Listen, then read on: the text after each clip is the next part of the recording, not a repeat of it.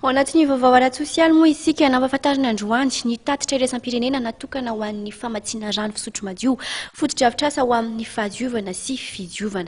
Fanadihadiana mahakasika an'izay no raha tsy amin'ny roa tsirakotiny iray ny eo amin'ny sariny mamy Rasamoely. Raha ny eto Madagasikara dia tsy tratra ny tanjona mahakasika ny fahafahana mamatsy rano fisotro madio sy foto-drafitr'asa ampy ho amin'ny fahadiovana sy fidiovana.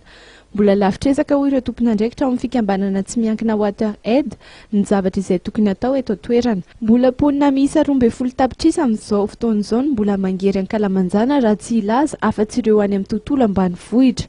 Vokany dia maty noho ny areti-kibo sy ny loto ny ankamaroan'ireo zaza latsaky ny 5 taona. Ity raport ity ny vontoantiny dia tsotra fotsiny, mila miara-miasa ny olona rehetra izay mahakasika misehatra ny rano, rano fisotro madio, ny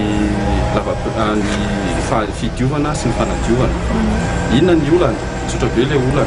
Tsika Madagasikara dia nanaiky tamin'ny taona 2010 ny firenena rehetra hoe ampidina ny atsasa-manila ny isan'ny olona izay tsy manana ohatra lavapirety amin'ny lara-penitra eto Madagasikara amin'ny taona 2012.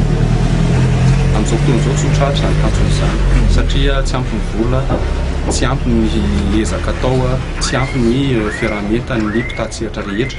Ny mpitatsihatra rehetra resahika eo dia tonga dia tsorina hoe ny gouvernemanta, ny mpamatsy vola, ny olona any amin'ny sehatra tsy miankina ary indrindra ny association rehetra sy ny ONG rehetrarehetra. Io tsy vitan'ny gouvernemanta rehetra fa tsy maintsy asan'ny rehetrarehetra izy io. Dia ny tapany faharoa amin'ity raport ity ankoatran'izay ataoko hoe olana izay vahavahana izay dia manome sosikevitra. Inona ny tokony atao hamana izay olona izay ao Madagasikara. Dia tsotra ny sosikevitra voalohany mila mifanaiky tanjona vaovaontsika. Raha tsy tratra ny amin'ny taona 2010 dia manaingy izay hoe aleo amin'ny 2010 ary tratra izay tanjon'izay.